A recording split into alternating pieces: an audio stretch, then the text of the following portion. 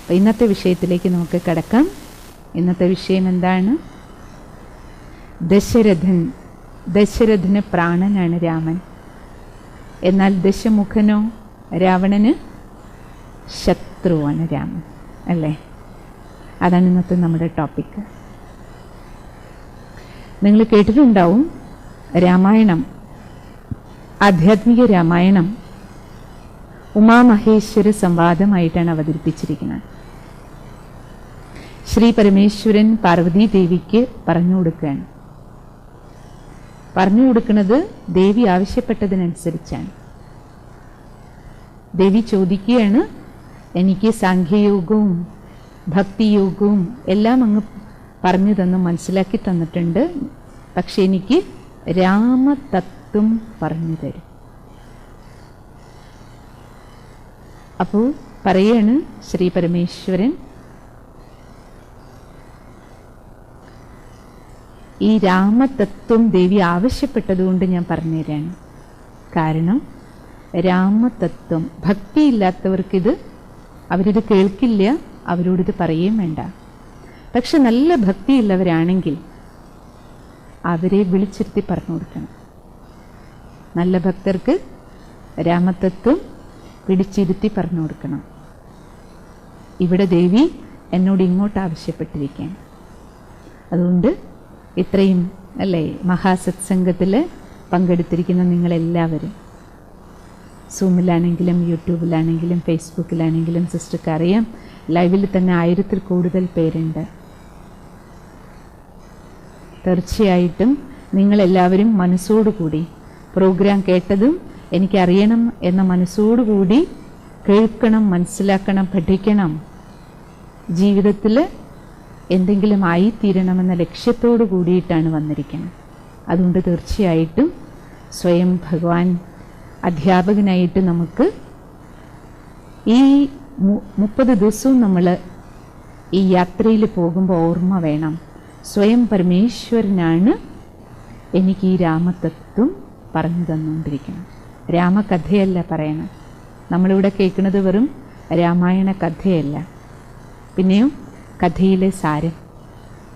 കഥ എന്ന് പറഞ്ഞാൽ കഥ്യതേ പ്രകാശിതേ. കഥ പറഞ്ഞു കൊടുക്കുമ്പോൾ കേൾക്കുന്നവർക്ക് പ്രകാശം കിട്ടണം എന്നാണ് പറയുക. അതുകൊണ്ട് നമ്മളിവിടെ നമ്മുടെ ഉള്ളിൽ ജ്യോതി തെളിയിക്കാൻ പ്രകാശം നൽകുന്ന രാമതത്വത്തിലൂടെയാണ് കടന്നു പോണത്. ഇന്ന് ദശരഥപുത്രൻ, ദശരഥൻ്റെ പ്രാണനായ രാമനെ നമുക്ക് ആദ്യം പരിചയപ്പെടാം. ആരാണ് ദശരഥൻ? കഥ എവിടുന്ന് ആരംഭിക്കുന്ന രാമായണം? അയോധ്യ രാജ്യത്തിലാണ്. ദശരഥ മഹാരാജാവിൻ്റെ രാജ്യത്തിലെ കഥയാണ്. മക്കളോടും ഭാര്യയോടും ഒപ്പം സന്തോഷമായിട്ട് ജീവിക്കുന്ന രാജാവ്, അല്ലേ? അവിടെ നിന്നാണ് കഥ തുടങ്ങുന്നത്. അപ്പം ദശരഥൻ 10 കുതിരകളെ പൂട്ടിയ രഥത്തിൽ സഞ്ചരിക്കുന്ന ആൾ, അല്ലേ? അപ്പം 10 കുതിരകളെ പൂട്ടിയ രഥത്തിൽ സഞ്ചരിക്കുമ്പോഴാണ് അദ്ദേഹത്തിൻ്റെ രാജ്യം എന്താകണേ? അയോധ്യയാകുന്നത്. അയോധ്യ അർത്ഥം യുദ്ധമില്ലാത്ത രാജ്യം, സമസ്യകളില്ലാത്ത രാജ്യം, സംഘർഷങ്ങളില്ലാത്ത രാജ്യം. 10 കുതിരകളേതാണ്? 10 കുതിരകളേതാണ്? 5 ജ്ഞാനേന്ദ്രിയങ്ങളും 5 കർമ്മേന്ദ്രിയങ്ങളെയുമാണ് 10 കുതിരകളെന്ന് പറയണം. നമുക്ക് ജ്ഞാനേന്ദ്രിയങ്ങൾ 5 ഉണ്ട്, നിങ്ങൾക്ക് എല്ലാവർക്കും അറിയാമല്ലോ. കാഴ്ച, കേൾവി, അല്ലേ, രുചി, ഗന്ധം, സ്പർശം. ഈ 5 തരത്തിലുള്ള സെൻസസ്, ഇതിന് സെൻസ് ഓർഗൻസ് എന്നാണ് പറയാം. ഇതെങ്ങനെ ഈ ഇന്ദ്രിയങ്ങൾ, ജ്ഞാനേന്ദ്രിയങ്ങൾ സെൻസ് ചെയ്യുന്നു കാര്യങ്ങളെ, അതിനനുസരിച്ചാണ് അടുത്ത 5 കർമ്മേന്ദ്രിയങ്ങൾ നമ്മുടെ വർക്ക് ചെയ്യുന്നത്. ഏത് 5 കർമ്മേന്ദ്രിയങ്ങൾ? സെൻസ് ചെയ്യുന്ന ഈ സെൻസ് ഓർഗൻസിൻ്റെ ഒരു പ്രത്യേകത എന്താണ്? അത് നമുക്കെല്ലാം അകത്തേക്ക് സെൻസ് ചെയ്ത് തരും, എല്ലാ ഫീലിങ്സും തരും. ആ സെൻസിനനുസരിച്ച്, ഫീലിങ്സുകൾക്കനുസരിച്ച് കണ്ണെന്ത് കാണുന്നു? ഒരാളെ കാണുമ്പോൾ ഇതെൻ്റെ ശത്രുവാണ്, അപ്പോൾ ഉണ്ടാകുന്ന ഫീലിംഗ് എന്താ? ഇതെൻ്റെ മിത്രമാണ്, ഉണ്ടാകുന്ന ഫീലിംഗ് എന്താണ്? ഇതെനിക്ക് ഇഷ്ടപ്പെട്ട ആളാണ്, ഇതെന്നോട് ഇഷ്ടമുള്ള ആളാണ്, ഉണ്ടാകുന്ന ഫീലിംഗ്. അപ്പോൾ നമ്മുടെ കർമ്മേന്ദ്രിയങ്ങൾ ഓരോന്നും, കർമ്മേന്ദ്രിയങ്ങൾ ഏതൊക്കെയാണ്? കൈ, കാല്, നമ്മുടെ കൈകൾ കാര്യങ്ങൾ കൈകാര്യം ചെയ്യുന്ന രീതി, നമ്മുടെ നടത്തം കാലുകളിലൂടെ, പിന്നെ നമ്മുടെ സംസാരം. ഇഷ്ടപ്പെട്ടവരെ കാണുമ്പോൾ എങ്ങനെ സംസാരിക്കും? ഇഷ്ടമില്ലാത്ത ആളെ കണ്ട എങ്ങനെ സംസാരിക്കും? അല്ലേ? കർമ്മേന്ദ്രിയങ്ങളിലൂടെ ഉള്ള ആക്ടിവിറ്റിയിൽ വ്യത്യാസം ഉണ്ടാകും ഇല്ലേ? പിന്നെ സംസാരം, നടത്തം, അതേപോലെ കൈകാര്യം ചെയ്യുന്ന കാര്യങ്ങൾ, പ്രവൃത്തിയുടെ നമ്മുടെ രീതി. അടുത്തത് ഏതാണ്? വിസർജനേന്ദ്രിയങ്ങൾ, പിന്നെ പ്രജനനേന്ദ്രിയങ്ങൾ, നമ്മുടെ ജനനേന്ദ്രിയങ്ങൾ.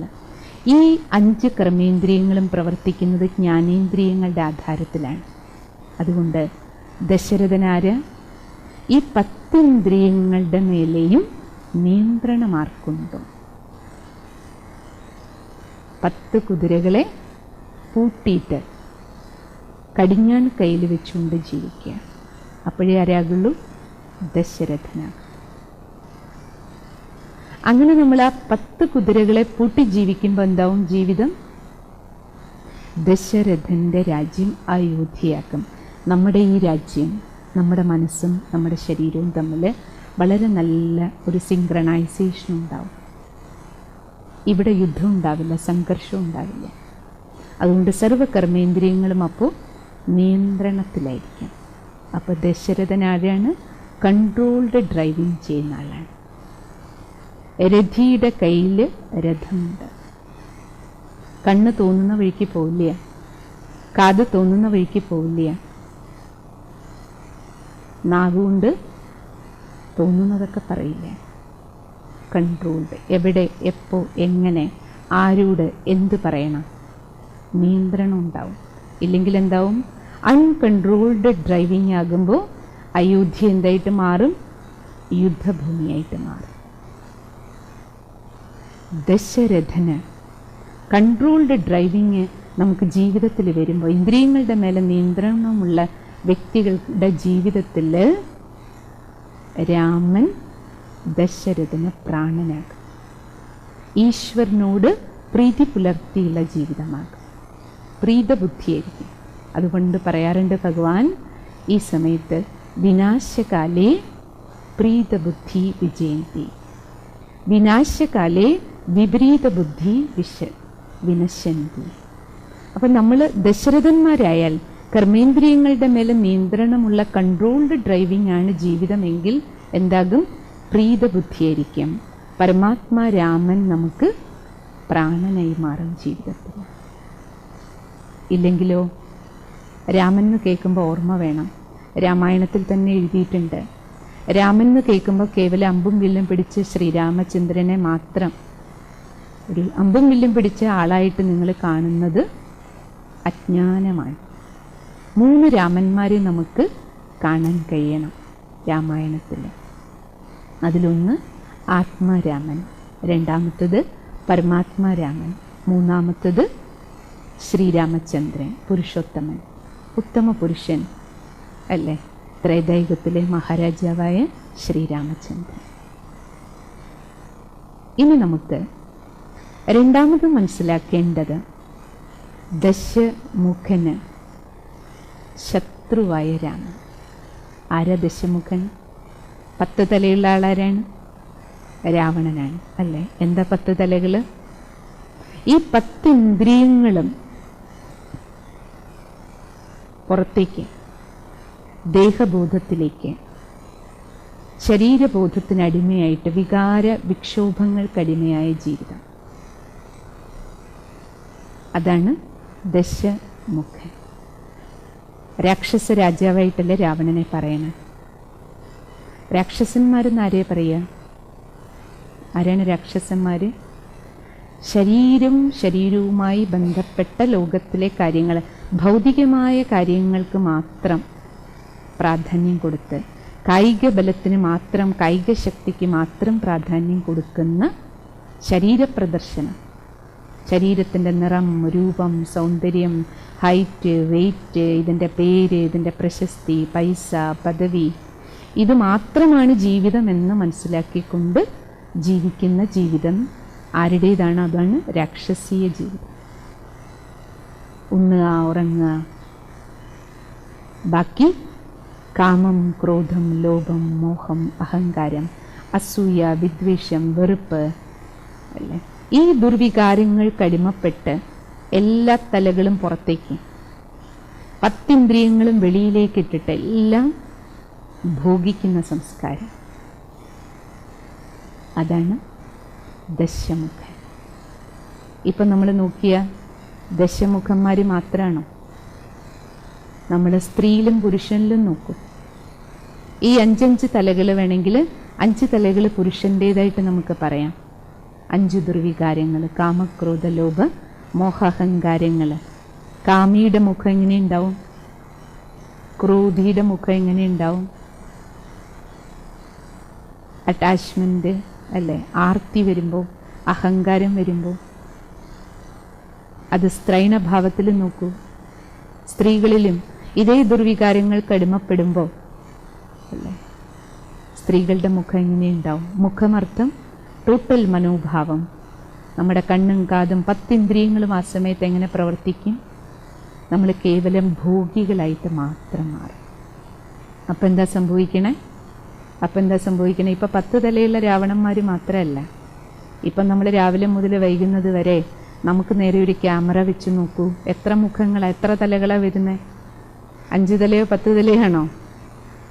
കാണിക്കുമ്പോൾ 10 തലയുള്ള രാവണനെയാണ് കാണിക്കണേ. പക്ഷെ നമുക്കൊക്കെ രാവിലെ മുതൽ എത്ര മുഖങ്ങളാണ്? എത്ര മുഖമുണ്ട്? എത്ര മൂഡ് നമ്മുടെ ചേഞ്ച് ആകാറുണ്ട് അല്ലേ? വാശി, ദേഷ്യം അല്ലേ, വിദ്വേഷം, പക, വിഷാദം അല്ലേ, എന്തെല്ലാമാണ് മൂഡ് അങ്ങോട്ടും ഇങ്ങോട്ടും അല്ലേ ചേഞ്ച്. എത്ര ഫേസുകളാണ്. അപ്പോൾ ഫുൾ ഡേ നോക്കി എത്ര തല മാറി മാറി വരാറുണ്ട്? അപ്പോൾ 10 തല മാത്രം കാണിച്ചാൽ മതിയോ? അല്ല. അപ്പോൾ ഈ ദശമുഖൻ ആരാ? രാവണൻ ഏതോ ഒരു ലങ്കയിൽ ജീവിച്ചിരുന്ന ആളാണോ? അല്ല. ആരാണ്? നമ്മുടെ എല്ലാവരുടെ ഉള്ളിൽ ജീവിക്കുന്നുണ്ട്. രാവിലെ മുതൽ ഈ തലകൾ ഓരോന്നും ഇടയ്ക്കിടയ്ക്ക് നമ്മൾ ഓരോരുത്തരും എടുത്ത് ഫിറ്റ് ചെയ്യുന്നുണ്ട്. പക്ഷെ നമ്മൾ തിരിച്ചറിയുന്നില്ല എന്ന് മാത്രം.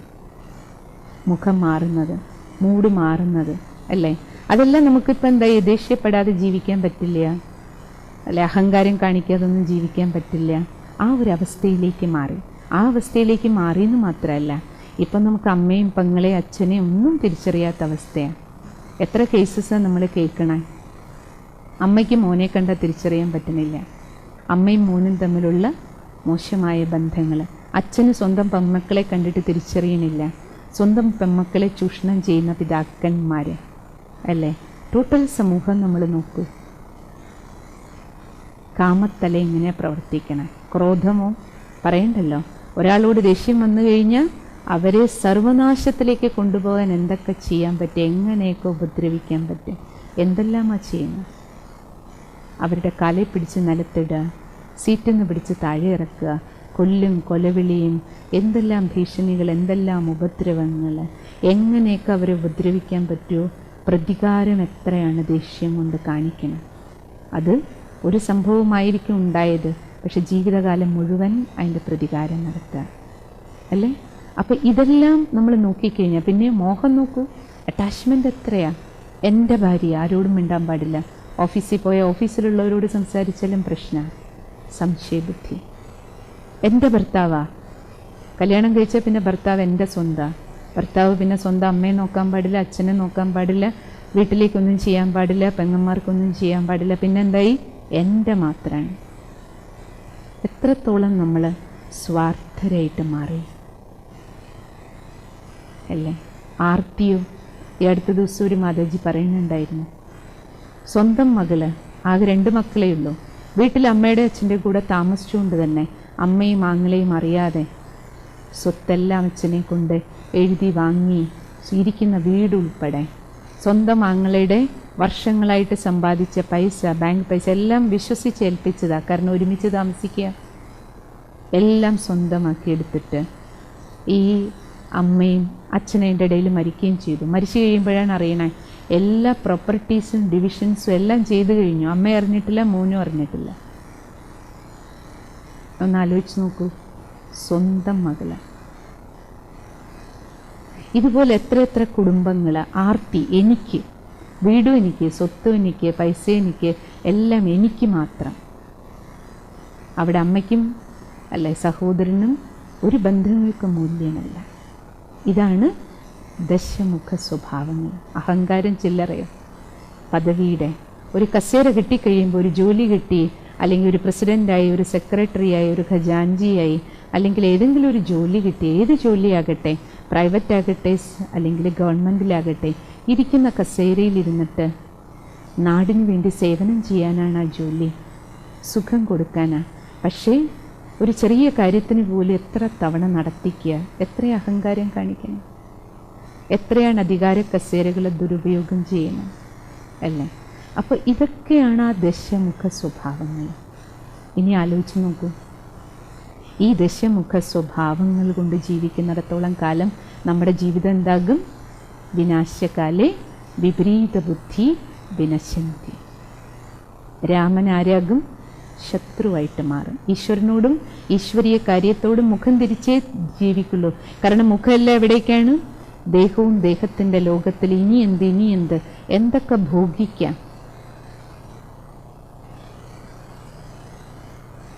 ഈ സത്സംഗത്തിലൂടെ നമ്മുടെ ലക്ഷ്യം എന്താണ്? ഈ തുടർച്ചയായിട്ടുള്ള സത്സംഗം നമ്മളെ നയിക്കുന്നത്, ഭഗവാൻ നമ്മുടെ കുട്ടികളെ നയിക്കുന്നത് എവിടേക്കാണ്? പരമാത്മാവാകുന്ന രാമൻ നമ്മളെ മക്കളെ നയിക്കുകയാണ്. എവിടേക്ക്? നമുക്ക് ദശമുഖനിൽ നിന്ന് ദശരഥനായിട്ട് മാറണോ വേണ്ടയോ? ദശമുഖന്മാരായിട്ടാണോ ജീവിക്കേണ്ടത്, അതോ ദശരഥന്മാരായിട്ടാണ്? ഇത് പറയണു എല്ലാവരും. ദശരഥനാകണോ ദശമുഖനാകണോ? ഇപ്പോഴത്തെ അവസ്ഥ എന്താണ്? ഈ തലകളൊക്കെ നമുക്കെല്ലാം മാറി മാറി വരണില്ലേ? അപ്പോൾ ഇതൊരു സമയമാണ്, ഗ്രേറ്റ് ട്രാൻസ്ഫോർമേഷൻ്റെ സമയം. ഇതാണ് രാമായണം. ഇരുട്ട് നീങ്ങി വെളിച്ചം വരണം. ഇതാണ് ജ്യോതി തെളിയിക്കേണ്ടത്. രാമന് നടത്തേണ്ട ദീർഘദൂരം ഇത് എന്നാ ചോദിക്കുക സിസ്റ്റർ, ഒരു ദിവസം കൊണ്ട് ഈ മാറ്റം വരില്ല, സമയമെടുക്കും. പക്ഷേ പ്രയത്നം നമ്മൾ ചെയ്തുകൊണ്ടിരുന്നാൽ മാത്രമേ പരിവർത്തനത്തിൻ്റെ പ്രക്രിയ നടക്കുകയുള്ളൂ. ഇതിന് കുറച്ച് നീണ്ട കാലത്തെ പരിശ്രമം വേണം. നേരത്തെ ഷീനാസ്റ്റർ അനുഭവം പറഞ്ഞപ്പം പറഞ്ഞില്ലേ, നിങ്ങൾ ഒരാഴ്ച ഒരു മാസം ക്ലാസ് കേട്ടിട്ട് നിർത്തരുത്. ഒരു 3 മാസം 6 മാസം 1 വർഷം കണ്ടിന്യൂസ് രാമായണമാണ്, യാത്രയാണ്, അയനമാണ്. നമ്മുടെ ലക്ഷ്യത്തിൽ എത്തിച്ചേരും വരെ നമുക്ക് യാത്ര ചെയ്യാം. ഏത് ലക്ഷ്യത്തിൽ?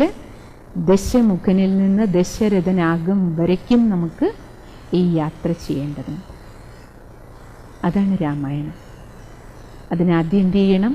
നമുക്ക് ദശരഥന്മാരാകാൻ, കുതിരകളെ നിയന്ത്രണത്തിലേക്ക് കൊണ്ടുവരാൻ രഥിയുടെ കൈകളിലേക്ക് കടിഞ്ഞാണ് വരണ്ടേ.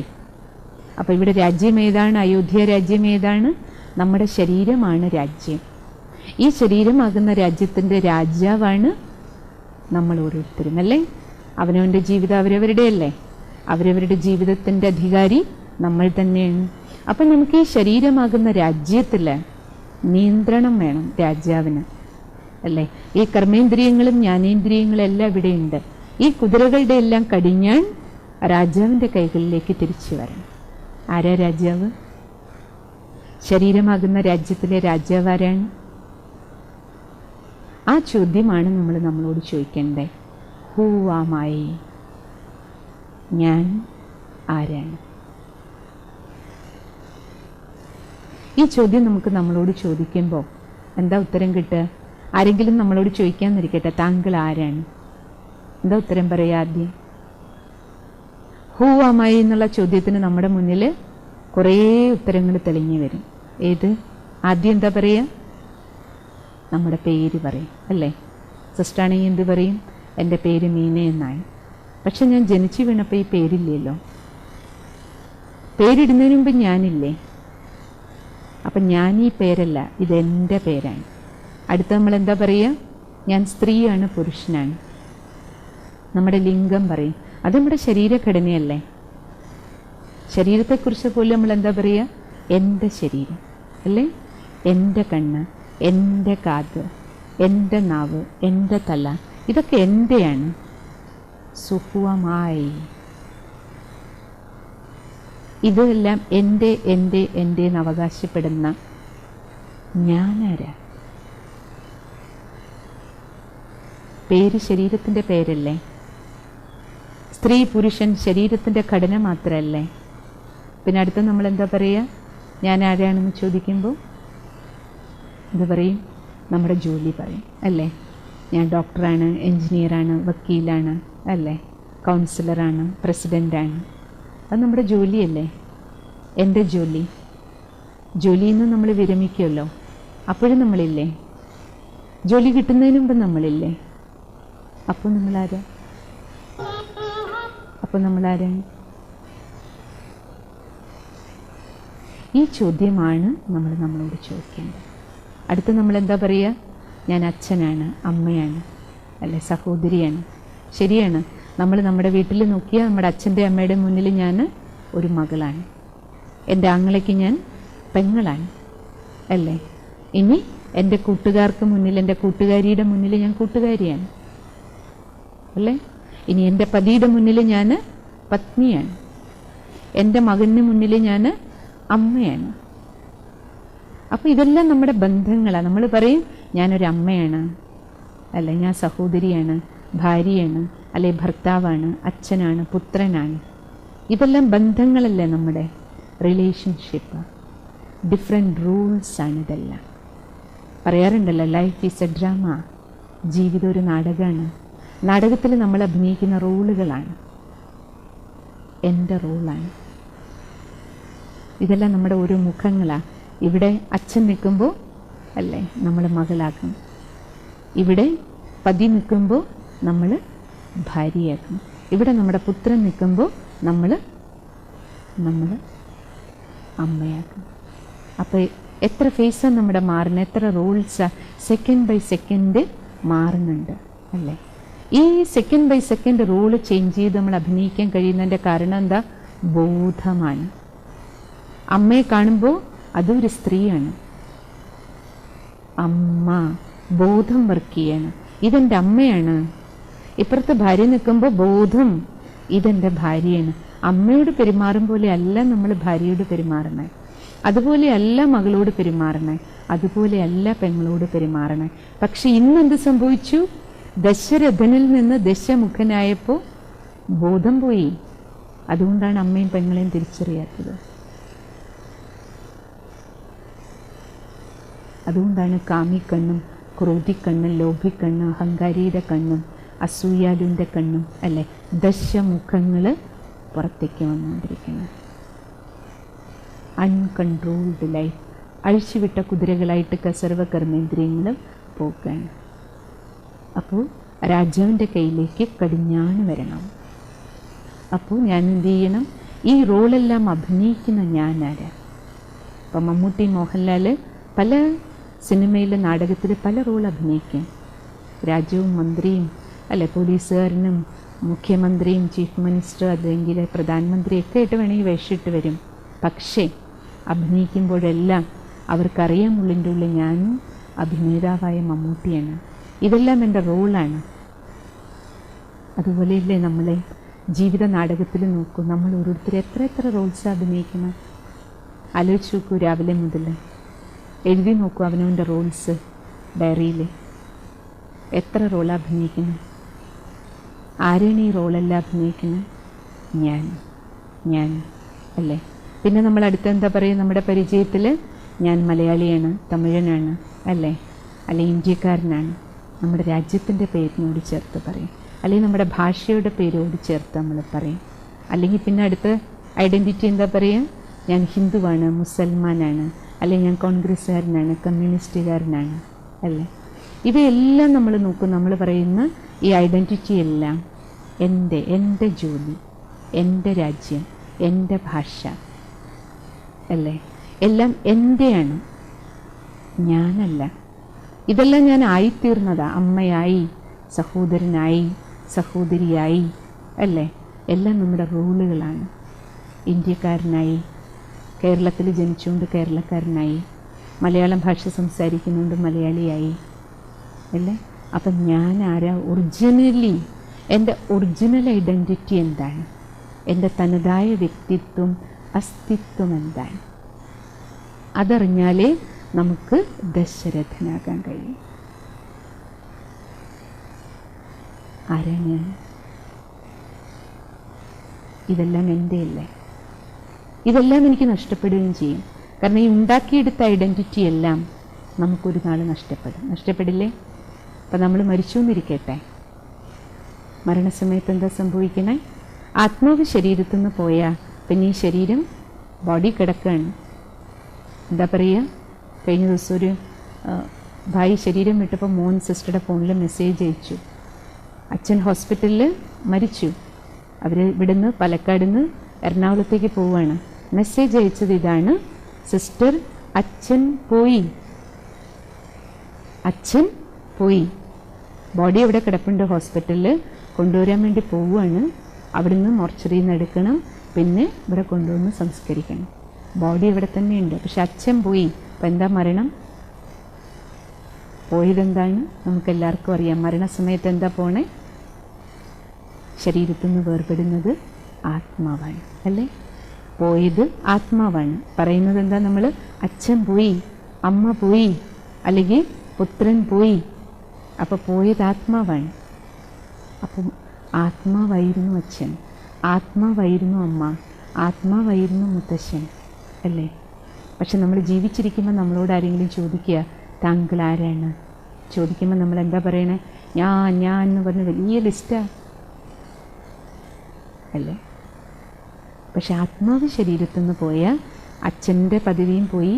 അച്ഛൻ ഏത് ഓഫീസറായിരുന്നെങ്കിലും പിന്നെ ആ ജോലിയില്ല, ആ വീടും ഇല്ല, അല്ലേ? ബാങ്ക് ബാലൻസും ഇല്ല. എന്തെല്ലാം നമ്മൾ പറഞ്ഞിരുന്നോ, അല്ലേ? ഏത് പാർട്ടിക്കാരനായിരുന്നെങ്കിലും ഏത് രാജ്യക്കാരനായിരുന്നെങ്കിലും, അല്ലേ? അപ്പോൾ ഇതിൽ നമ്മൾ എന്താ തിരിച്ചറിയണ്ടേ? നമ്മളതുകൊണ്ട് മലയാളികൾ പറയില്ലേ, ചത്തുപോയി എന്നാ പറയാം. സത്ത പോയി ആ വാക്കാണ് പറഞ്ഞ് ലോപിച്ചിട്ട് ചത്തുപോയി എന്നിപ്പോൾ നമ്മൾ കൊളക്റ്റീവ് ലാംഗ്വേജിൽ പറയണം. അപ്പം മരണസമയത്ത് പോകുന്നത് സത്തയാണ്, സത്തേത ആത്മാവാണ്, അല്ലേ? അപ്പം ആരാ ഞാൻ? ഈ ശരീരമാണോ അതോ സത്തയാണ്? ഞാൻ ആ സത്തയാണ്. ആ സത്തയുടെ പേരാണ് ആത്മാവ്. അത് സത്തയായതുകൊണ്ടാണ് ആത്മചൈതന്യം എന്ന് പറയുന്നത്. അതാണ് ഈ ചിത്രത്തിൽ കാണുന്നത്. നമ്മുടെ ഈ ശരീരം, അല്ലേ, 5 തത്വം കൊണ്ട് നിർമ്മിച്ചതാണ്. ഇത് ഈ 5 തത്വത്തിലേക്ക് ലയിച്ചു ചേരും. പക്ഷേ ഈ ശരീരത്തിൽ ഡ്രൈവർ ഈ ശരീരത്തിൽ ഇരിക്കണമെങ്കിൽ ഈ വണ്ടിയും കണ്ടീഷനായിരിക്കണം, എന്നാലല്ലേ ഇത് ഓടിക്കാൻ പറ്റുള്ളൂ. 2 കാര്യങ്ങളാണ്. ഒന്ന് 5 തത്വം കൊണ്ട് നിർമ്മിച്ച ശരീരം. ഒരു വണ്ടി തന്നെ ഒരു ഡ്രൈവർക്ക് ഓടിക്കാൻ പറ്റണമെങ്കിൽ എന്ത് വേണം? വണ്ടി കണ്ടീഷനാണ്. കേടുവന്ന വണ്ടിയാണെങ്കിൽ ഓടിക്കാൻ പറ്റുമോ? ഇല്ല. കേടുവന്ന വണ്ടിയാണെങ്കിൽ ഡ്രൈവർ വണ്ടിയിൽ നിന്ന് ഇറങ്ങും. അതുകൊണ്ട് നമ്മുടെ ശരീരവും കണ്ടീഷനായിരിക്കണം. നമുക്ക് ശ്വസിക്കാൻ പറ്റണം, അല്ലേ? നമ്മുടെ കിഡ്നി, കരൾ, എല്ലാ അവയവങ്ങളും വർക്ക് ചെയ്യണം. അപ്പം ശരീരം കണ്ടീഷൻഡായിട്ടിരിക്കുന്ന എന്തുകൊണ്ട്? 5 തത്വങ്ങളുടെ സപ്പോർട്ടാണ്. പ്രകൃതി മാതാവിൻ്റെ ദാനമാണ് ഈ ശരീരം. വളരെ വണ്ടർഫുള്ളായിട്ടുള്ള ഒരു മെഷീനറി സിസ്റ്റമാണിത്. കുറച്ച് ഐച്ഛിക പ്രവർത്തനങ്ങളും കുറച്ച് അനൈച്ഛിക പ്രവർത്തനങ്ങളും നമ്മുടെ ബോഡിയിൽ. പുറമേ നോക്കൂ, ജ്ഞാനേന്ദ്രിയങ്ങളും കർമ്മേന്ദ്രിയങ്ങളും നമ്മുടെ കൺട്രോളിലാണ്, നമുക്ക് കൺട്രോൾ ചെയ്യാം. പക്ഷേ ബാക്കി ശരീരത്തിൻ്റെ ഉള്ളിൽ നോക്കൂ, എത്ര ശ്വാസോച്ഛ്വാസം നമ്മുടെ കൺട്രോളിലാണ്. കിഡ്നി വർക്ക് ചെയ്യണം, നമ്മുടെ കൺട്രോളിലാണ്. കരൾ വർക്ക് ചെയ്യണം, നമ്മുടെ കൺട്രോളിലാണോ? ഹൃദയം വർക്ക് ചെയ്യണോ? കൺട്രോളിലാണോ? എത്ര വണ്ടർഫുൾ മെഷീനറിയാണിത്. ശരീരത്തിനുള്ളിൽ എത്ര ഓട്ടോമാറ്റിക് മോഡിൽ വർക്ക് ചെയ്യുന്ന സിസ്റ്റംസാണ്. പ്രകൃതിയുടെ, അല്ലെങ്കിൽ ഈശ്വരൻ്റെ, അല്ലെങ്കിൽ നമ്മുടെ മാതാപിതാക്കളിലൂടെ എല്ലാം ലഭിച്ച ഒരു വലിയ ഗിഫ്റ്റാണ്, ഒരു വലിയ നിധിയാണ് നമ്മുടെ ശരീരം. പക്ഷേ ഇതിനെ പ്രവർത്തിപ്പിക്കുന്നത് ആരാണ്? ഈ ചൈതന്യമാണ്. അതാണ് ഈ ചൈതന്യം, ഈ രഥി, ഡ്രൈവർ ഉണ്ടെങ്കിലേ ഈ വണ്ടി ഓടുള്ളൂ. ഡ്രൈവർ വണ്ടിയിൽ നിന്നിറങ്ങിയ മരിച്ചു, അല്ലേ എന്ന് നമ്മൾ പറയും. അപ്പോൾ ഈ വണ്ടി ഓടിക്കുന്ന ഡ്രൈവർ ആരാ? ഞാൻ. ആരാ ഞാൻ? ആത്മാവ്. ഞാൻ ആത്മാവാണ്, ഇതെൻ്റെ ശരീരമാണ്. അതാണ് വ്യത്യാസം. രാത്രിയും പകലും പോലുള്ള വ്യത്യാസമുണ്ട്. കാരണം ശരീരം 5 തത്വം കൊണ്ട് നിർമ്മിച്ച് തത്വത്തിലേക്ക് പോകും. ഇത് നശ്വരമാണ്, ഇത് വിനാശിയാണ്. ശരീരത്തിന് മരണമുണ്ട്, ശരീരത്തിന് ജനനമുണ്ട്. പക്ഷേ ഞാനോ അനശ്വര ഊർജമായി, അഭൗതിക ഊർജമായി, അലൗകിക ഊർജമാണ്, ഡിവൈൻ എനർജിയാണ്. ഈ ആത്മീയ ഊർജം എവിടെ ഇരിക്കണം? ഡ്രൈവറല്ലേ? ഡ്രൈവർ എപ്പോഴും എവിടെ ഇരിക്കുള്ളൂ? ഡ്രൈവിംഗ് സീറ്റിലാണ് ഇരിക്കുക. നമ്മുടെ ശരീരത്തിൻ്റെ ഡ്രൈവിംഗ് സീറ്റ് ഏതാണ്? മസ്തിഷ്കമാണ്. അതുകൊണ്ടാണ് ചിത്രത്തിൽ കാണിച്ചിരിക്കുന്നത് മസ്തിഷ്ക മധ്യത്തിൽ, ശിരോവ് മധ്യത്തിൽ തിളങ്ങുന്ന ഒരു ദീപം, ഒരു ജ്യോതിയാണ് ഞാൻ. ഈ ജ്യോതി, ഇതാണ് ആത്മാവാകുന്ന രാമൻ. ആത്മാവാകുന്ന രാമൻ ഈ ശരീരമാകുന്ന വസ്ത്രം ഉപയോഗിച്ച് നടത്തുന്ന യാത്രയാണ് രാമായണം, രാമൻ്റെ അയനം. ആത്മാവാകുന്ന രാമൻ്റെ ശരീരമാകുന്ന വസ്ത്രം ഉപയോഗിച്ച് ഭൂമിയാകുന്ന നാടകശാലയിൽ യാത്രയാണ്. അപ്പം രാമായണം ആരുടെ കഥയാണ്? നമ്മൾ ഓരോ ആത്മാരാമന്മാരുടെയും കഥയാണ്. കാരണം നമ്മൾ ഓരോ ആത്മാരാമനും എന്ത് ചെയ്യാണ്? ശരീരമാകുന്ന ഈ വസ്ത്രം ഉപയോഗിച്ചുകൊണ്ട് യാത്ര അയനം നടത്തിക്കൊണ്ടിരിക്കുകയാണ്. അപ്പം നമുക്ക് ഈ ജീവിതയാത്രയെക്കുറിച്ച് അറിയണം. ഈ ആത്മാരാമൻ എവിടുന്ന് വന്നു അല്ലേ? എപ്പോൾ വന്നു? എപ്പോൾ യാത്ര തുടങ്ങി? ഇപ്പം എവിടെ എത്തി നിൽക്കണു? ഇനി നമുക്ക് യാത്ര എവിടെ എത്തിച്ചേരണം അല്ലേ? ഇതെല്ലാം മനസ്സിലാക്കണ്ടേ? ആ കഥയാണ് രാമായണ കഥ.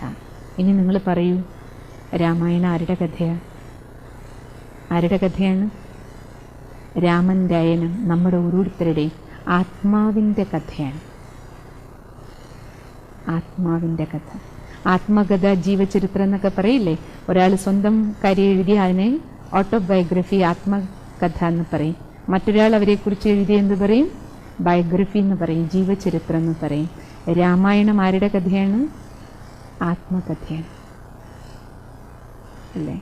ഈ യാത്രയിൽ നമ്മൾ ഈ സത്സംഗം കൊണ്ട് ഉദ്ദേശിക്കുന്നത് നമുക്ക് എന്ത് ചെയ്യണം?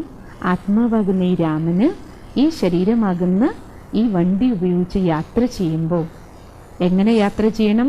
ദശരഥനായിട്ട് യാത്ര ചെയ്യണം. ദശമുഖനാക്കാൻ പാടില്ല. ദശമുഖനായി നമ്മൾ ദശരഥനായിട്ട് യാത്ര തുടങ്ങിയതാ. ഇപ്പോൾ യാത്രയ്ക്കൊടുവിൽ എന്തായി? ദശമുഖനായിപ്പോയി.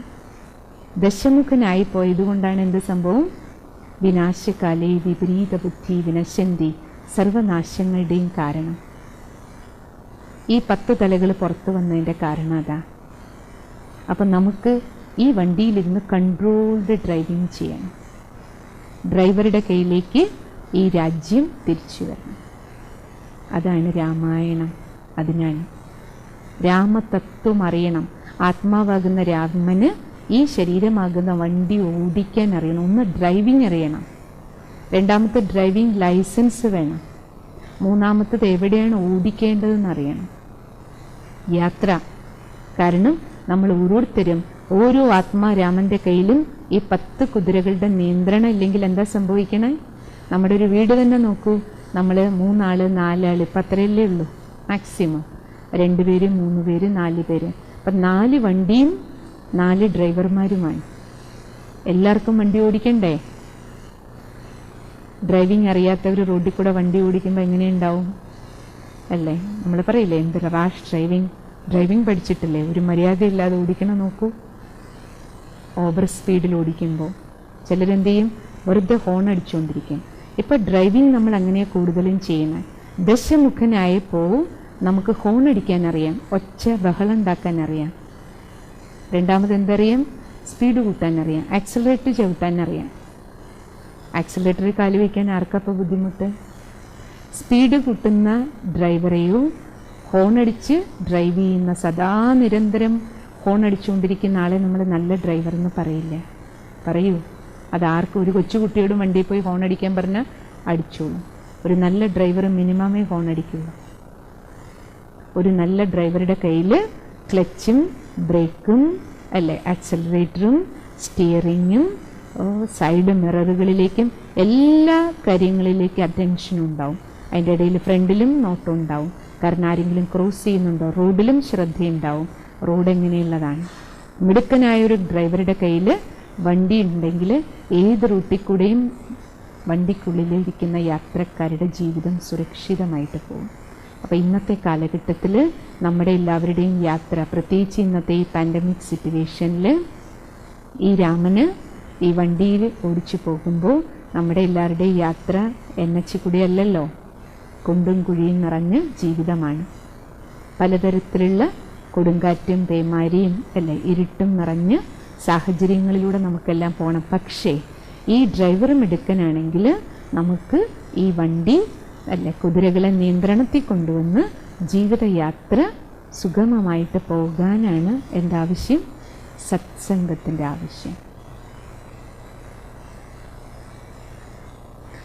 ഡ്രൈവർക്ക് ജീവിതത്തിൻ്റെ കൺട്രോൾ കയ്യിലേക്ക് തിരിച്ചു വരണം. അതിനെന്ത് വേണം? ശക്തി വേണം. രാജാവിൻ്റെ പക്കൽ ശക്തി വേണം. ആ ശക്തിക്ക് മെഡിറ്റേഷൻ വേണം. അതിനാണ് നമ്മൾ ധ്യാനം പഠിക്കുന്നത്. അതുകൊണ്ട് ഇന്ന് നമുക്ക് ആ ഒരു ലക്ഷ്യം വയ്ക്കാം. എനിക്ക് ജീവിതയാത്രയിൽ എന്ത് ലക്ഷ്യം വേണം? കംപ്ലീറ്റ്ലി ദശമുഖനിൽ നിന്ന് ദശരഥൻ എന്ന പരമോന്നത ലക്ഷ്യത്തിലേക്ക് തിരിച്ചു വരണം. അതിനാദ്യം നമുക്ക് ഈ ബോധം ഉണരണം, അവേക്കൻഡ് ആകണം നമുക്ക്. അതുകൊണ്ടാണ് സത്സംഗത്തിന് പേരിട്ടിരിക്കുന്ന ജ്യോതിർഗമയ. അസതോമാ സദ്ഗമയ എന്നല്ലേ, അസത്യബോധത്തിൽ നിന്ന്. ശരീരമാണ്, ഞാൻ സ്ത്രീയാണ്, പുരുഷനാണെന്ന ബോധത്തിലല്ലേ നമ്മൾ ഇത്രയും നാളിരുന്നത്. ഇപ്പം നമുക്ക് മനസ്സിലായി ഇത് നമ്മുടെ വണ്ടി മാത്രമാണ്, ഇത് നമ്മുടെ രാജ്യം മാത്രമാണ്. ഈ ശരീരമാകുന്ന രാജ്യത്തിൻ്റെ രാജാവാര ഞാൻ ആത്മചൈതന്യമാണ്. ഞാൻ വേറെയാണ്, രാജ്യം വേറെ. രാജാവും രാജ്യവും ഒന്നാണോ? അല്ലല്ലോ. ശരീരം ഒരു വിളക്കാണ്, ആത്മാവ് ഒരു ദീപമാണ്. ശരീരം ഒരു ഭവനമാണെങ്കിൽ ആത്മാവ് ഈ ഭവനത്തിൻ്റെ നാഥനാണ്. ശരീരം ഒരു കിളിക്കൂടാണെങ്കിൽ